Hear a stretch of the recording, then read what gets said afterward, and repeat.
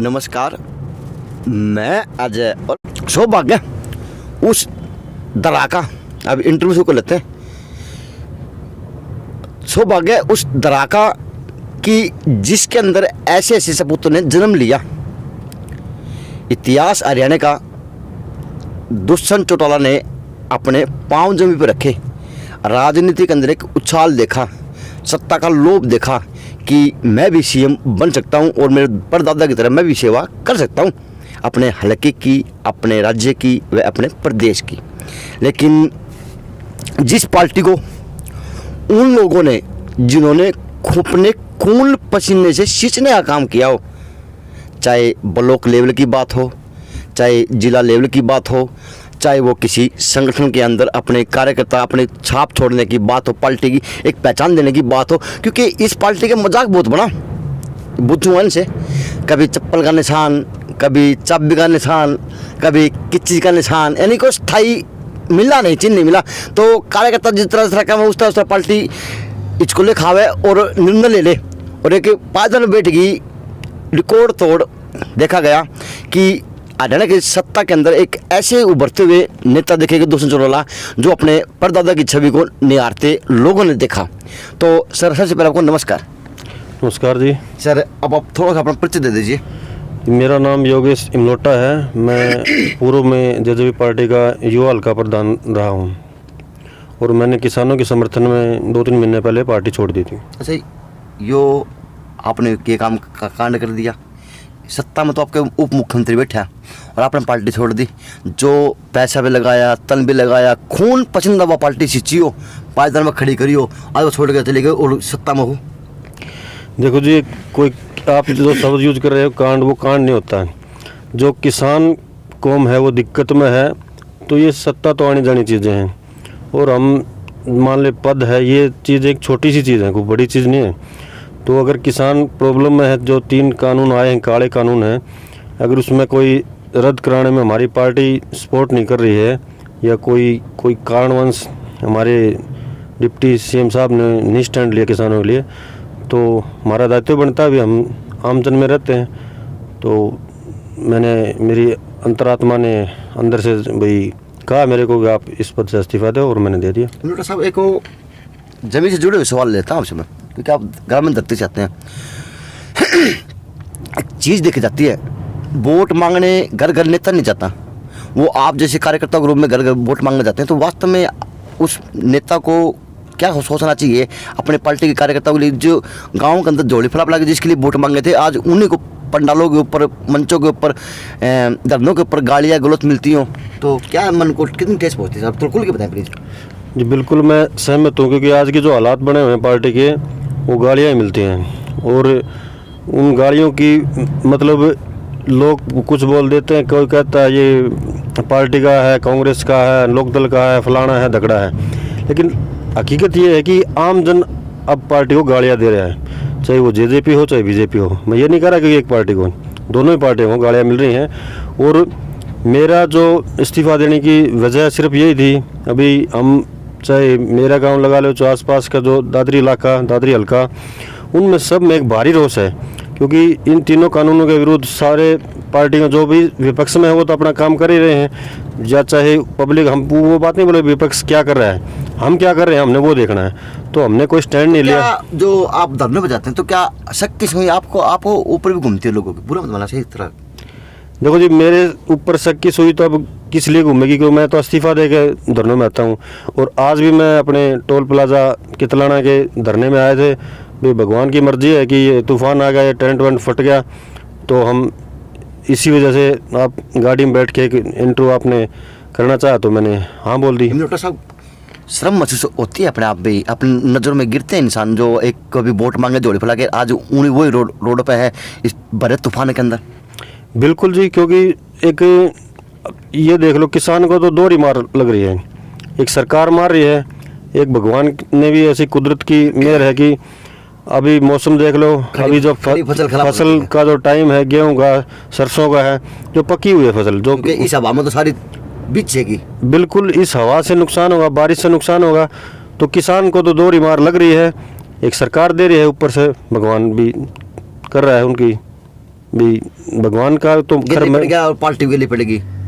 देखो, मैं तो ये भगवान की तो मेहर रहेगी किसान पे, तभी तो बेचारा जिंदा रहेगा। लेकिन आज की हालात ये है कि भगवान की भी उनके ऊपर कृपा नहीं। इमरोटा साहब कहावत है कि वो क्या कर माँ मेरे माम में आए हैं तो बेटा भाई तो मेरे आए हैं, तो भाई बन तो आपके थे, पार्टी वाले आप पार्टी वालों के लिए सवाल पे भगवान के ऊपर सवाल छोड़ दो साहब। देखो, पार्टी का तो मैंने बोले दिया, पार्टी तो मेरा कोई लेना देना नहीं है, वो तो छोड़ दिया आपने बिल्कुल। लेकिन जब आप सत्ता में जब लोगों के पास आओ आम जनता के पास, तो आपने भी लोग उसे निगाहेंगे आज भी। नहीं, बिल्कुल नहीं जी। मैंने तो लगभग मैं अभी जो सत्ता को 1.5 साल हो गया, तो साल सवा साल में सत्ता में ही रहा हूँ। तो मैं तो आम जन के लिए कार्य करे, चाहे कोई लोकल प्रशासन से कोई बात हो, चाहे और किसी, तो मैंने तो कोशिश की, प्रयास किया अभी अपनी तरफ से किसी को तकलीफ ना हो, हम किसी की मदद कर सकें। पार्टी के लिए आपने क्या क्या किया वैसे थोड़ा खुल के बताएं, क्यों वो बातें बताएं जो आपने कभी आज सोची नहीं थी। मैं ये बात कभी कैमरे के आगे बताने की लोग बताओगे। देखो, पार्टी के लिए तो हमने पूरी जी जान लगा दीजिए, अपना पूरा तन मन धन सब कुछ लगाया। समय ये कहते हैं भी को तो पार्ट टाइम राजनीति कर, हमने फुल टाइम की। हमने तो इतना समय दिया इस पार्टी को, जैसे एक छोटा पौधा लगाते और उसको बड़ा होते देख कर एक सपना होता है ये छाँव देगा। तो हमारी बदकिस्मती थी, हम इसकी छाँव नहीं ले सके। अच्छा, 1.5 साल में कभी ऐसा भी संजोग बना कि आप कोई अपना घरेलू काम करवाया हो या किसी सामाजिक काम आपने करवाया हो दूसरे चुनाव से, डिप्टी सीएम से?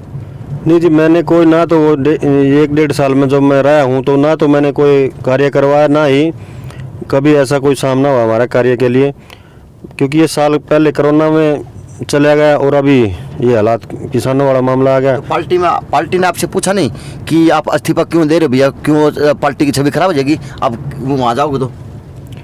देखो जी, पार्टी ने क्या बताएं, मेरे जो 1-2 अजीज साथी थे उनके थ्रू मेरे पास मैसेज जरूर आया था।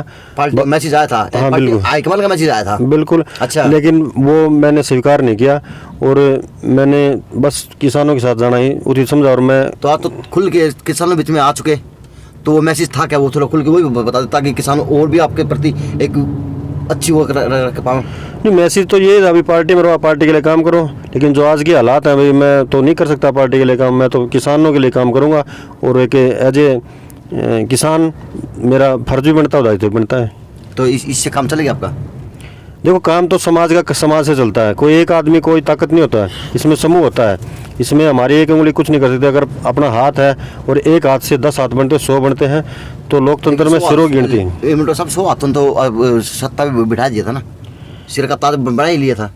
100 हाथों मिल के तो बनाया ना, आप जैसे कार्यकर्ता रूम में तो बना था, लेकिन आज वो हाथों नहीं दिख रहा ना वो सत्ता। देखो जी, वो तो सत्ता में बैठी पार्टियां जाने भी उनका जो काम है वो कैसा करेंगे। हमने हमारा काम किया था जब हम INLD से अलग हो गया, हमें जेजेपी पार्टी खड़ी हुई थी, तब हमने अपना इतना संघर्ष किया था, जी जान लगाया था हमने इस पार्टी के लिए। और वो तो क्या भविष्य में आप अपना भविष्य INLD के अंदर दोबारा खोज जाएंगे या फिर क्या? क्योंकि युवा हैं, नेता हैं, लोगों का आस भी आपके ऊपर है, सामाजिक कार्य करते रहते हैं आप गाँव में भी, अपने कस्बों में भी। देखो जी, अभी तो कोई राजनीति का तो टाइम ही नहीं है। मैं किस पार्टी में जाऊंगा, किस में नहीं जाऊंगा, ये मेरे युवा साथियों से, जो मेरे चाहने वाले हैं, मेरे जो हमदर्द हैं, मैं सबसे बैठकर उन सबसे पूछ के कोई फैसला लूँगा। दर्द कितना है रोड पर आगे? बिल्कुल जी, दर्द तो इतना है कि इसका हम बयान नहीं कर सकते। और ये देखो जी, आज इतना तूफान आ रहा है। आप टोल प्लाजा भिवानी कितलाना के टोल पर हम बैठे हैं, तो इतना तूफान है कि किसान के टेंट फट गया। जहाँ प्रोग्राम चल रहा था शहीद आजम भगत सिंह राजगुरु सुखदेव का, तो उसमें हम भी आए थे एक उस प्रोग्राम में। तो आज इतने बुरे हालात। आज तो इमलोटा की आँख में पानी आ गया। बिल्कुल जी, पानी तो मेरी के सब की आँख में आ गया, क्योंकि जो हालात ऐसी हैं, किसान को दोहरी मार पड़ रही है, एक परमात्मा की और एक अपनी सरकार की। तो लगता कि आज दोहरी मार सहने वाला इंसान कभी धरती पे उभर पाएगा? क्योंकि वोट की अब मशीन बन गए, मांग ले हो दे दो, मांग ले हो दे दो, बाद में फिर आना अपना रोड पे पड़ा है। नहीं, वोट की मशीन तो नहीं है। अब किसान समझदार हो चुका है, क्योंकि वो पहचानेगा कौन तुम्हारा साथी है, कौन हमदर्द है, कौन तुम्हारा दुश्मन है। तो अब की बार बहुत ही सावधान हो चुका है किसान।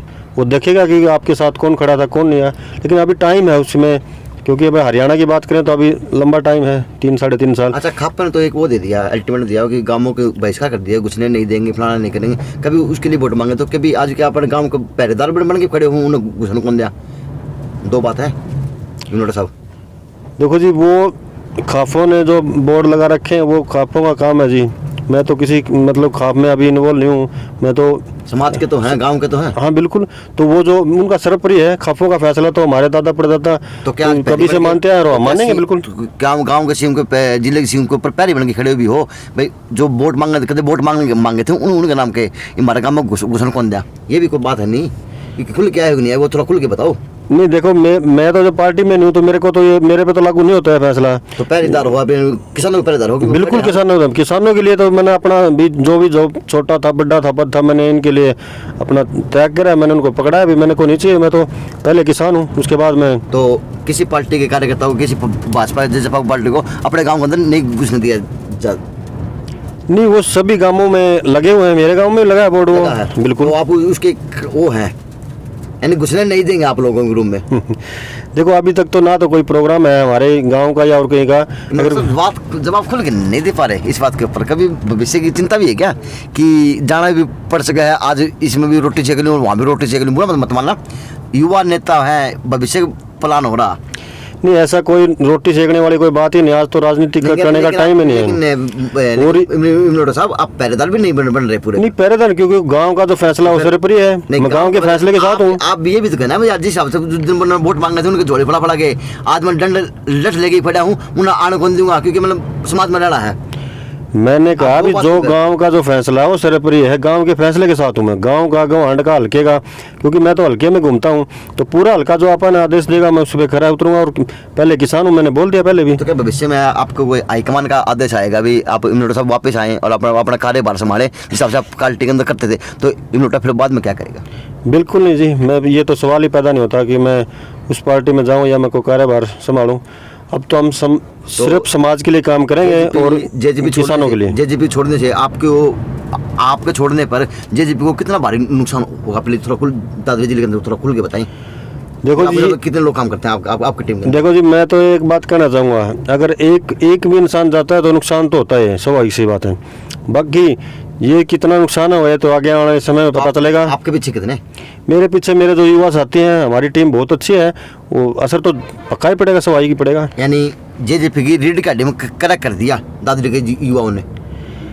बिल्कुल जी, जो भी मतलब आगे आने वाले टाइम में, अभी इलेक्शन का लंबा टाइम है, बाकी हम संघर्ष करेंगे, मतलब जहाँ भी अब भी हूँ मैं अपने किसानों के लिए। फिर घुमा फिरा के बात नहीं, बात पॉइंट पे आओ भाई। वास्तव में दादरी जिले के अंदर इम्यूनिटी ग्रुप में रीढ़ की हड्डी में फर्क फ्रैक्चर कर दिया। देखो पार्टी जब कोई छोड़ के जाता है, चाहे मैं हूँ चाहे और कोई, नुकसान होता है, और नुकसान इसका भी होगा। अगर मैं गया हूँ तो जरूर होगा, और क्योंकि हमारे साथ भी एक टीम है, मैंने भी वर्क किया, क्योंकि मैं लंबा टाइम रहा हूँ। मैं कोई किसी पार्टी में, ये नहीं भी मैं कहीं इधर उधर से आया था, हमारा तो जन्म इस पार्टी में आया है, चाहे INLD हो या ये जेजेपी हो, हमने तो इन लोगों के लिए काम किया है। पार्टी है बिल्कुल जी, बिल्कुल। हमारी तो 2-3 पीढ़ियाँ हम इसी पार्टी में मिली है हमने तो, लेकिन दर्द तो लग रहा है। गहरी बात भी वास्तव में भी इम्यूनिटी साहब भी असमंजस में तो है कि भविष्य का प्लान होगा तो होगा क्या, लेकिन ये रियलिटी है, दर्द भी है, आंखों में आंसू भी है अपने किसान के लिए, जो आज देखते ही देखे जा सकते हैं। तो देखते हैं, भविष्य की गर्व की बात है। आज युवा जिन्होंने पार्टी को उठाने का काम किया था कभी, आज वही युवा रूट कर पार्टी के बाहर भी आने का काम करना शुरू कर चुके। जेजेपी पार्टी के अंदर कहीं ना कहीं सेंधमारी हो चुकी किसानों की। JNC न्यूज़ से अजय नायक, पंकज सोनी की खास रिपोर्ट।